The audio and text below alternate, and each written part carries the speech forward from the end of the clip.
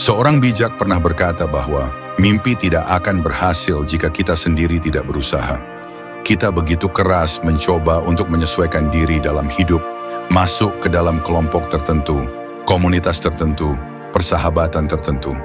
Kita ingin diterima, diakui.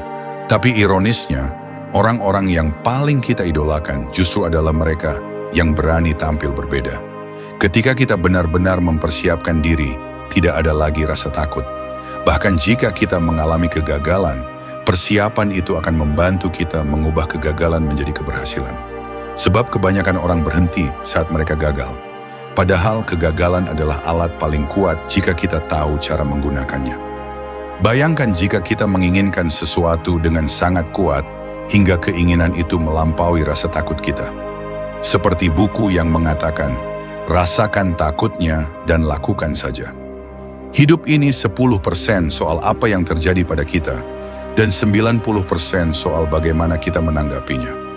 Siapapun kita, dimanapun kita berada, kita bisa melepas batasan dalam hidup. Jika setiap pagi kita bangun tanpa semangat, jika kita terlalu banyak waktu luang, atau jika impian kita selalu masuk akal bagi semua orang, mungkin kita masih membatasi diri.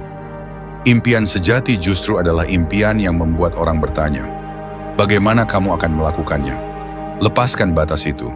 Jangan menunggu terlalu lama untuk memulai.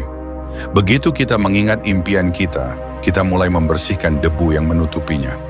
Juara sejati bukan yang tak pernah jatuh, tapi yang terus menggali harapan meski impiannya dikubur. Lawan dan rintangan muncul bukan karena kita lemah, tapi karena ada sesuatu yang besar dalam diri kita yang sedang bergerak menuju takdirnya. Mungkin kita pernah gagal 1, 5, bahkan 40 tahun lalu.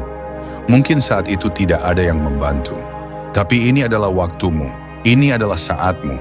Takdirmu sedang memanggilmu.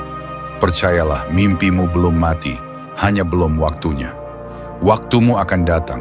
Kesempatan, promosi, perbaikan, kebangkitan, semuanya akan datang.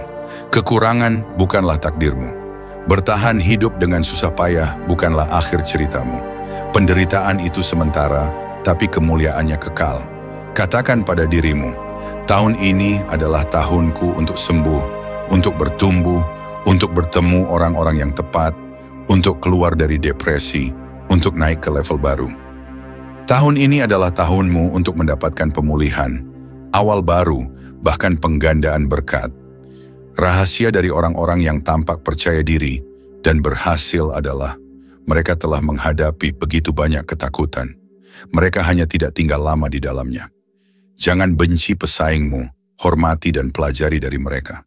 Seseorang pernah bertanya, siapa pahlawanku? Aku bilang, aku sendiri, tapi 10 tahun dari sekarang. Dan 10 tahun kemudian, aku bilang lagi, belum, karena pahlawanku masih aku yang 10 tahun ke depan. Aku terus mengejar versi terbaik dari diriku yang belum tercapai. Sukses dan gagal bukanlah kejadian tiba-tiba. Keduanya adalah proses yang lambat. Kita membangun atau merusaknya sedikit demi sedikit. Maka kita harus selalu waspada terhadap setiap detik yang berlalu.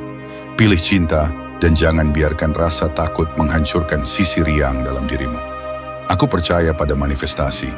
Aku percaya bahwa keinginan yang kuat bisa menarik hasilnya. Kita mendapatkannya ketika kita percaya bahwa kita sudah memilikinya. Kita perlu peka, sangat peka terhadap apa yang berhasil dan tidak dalam hidup kita. Itulah ukuran kecerdasan. Seberapa banyak dan seberapa baik kita bisa membedakan situasi. Kamu mampu melewati ini, hanya saja kamu belum tahu caranya. Ini adalah masa pelatihanmu. Ini adalah harga yang harus kamu bayar untuk apa yang belum kamu ketahui, tapi kamu bisa mempelajarinya. Banyak orang telah melakukannya tanpa menjadi Einstein. Cari orang-orang yang bisa membimbingmu. Ikuti seminar, baca buku, ubah cara pandangmu. Tak ada yang akan lebih peduli pada hidup dan usahamu selain dirimu sendiri. Orang-orang paling sukses biasanya adalah mereka yang paling banyak gagal karena mereka tidak pernah menyerah. Perbedaan utama antara orang sukses dan yang tidak bukan terletak pada kekuatan atau pengetahuan, tetapi pada kemauan. Kita harus mengalami hidup ini sepenuhnya sebelum semuanya berakhir. Jika kita bisa, kita tidak akan mempertanyakan mengapa kita harus melewatinya, karena itu adalah hakikat keberadaan.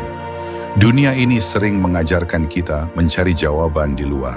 Pekerjaan, uang, pengakuan. Tapi sebenarnya jawabannya sudah ada di dalam diri kita. Pertanyaannya adalah, maukah kita melepaskannya? Maukah kita benar-benar menjadi versi terbaik dari diri kita?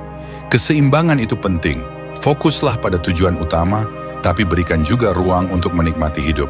Momentum itu nyata. Seperti bermain ski, kita mulai dari bawah, dan semakin cepat kita melaju, semakin kuat energi kita.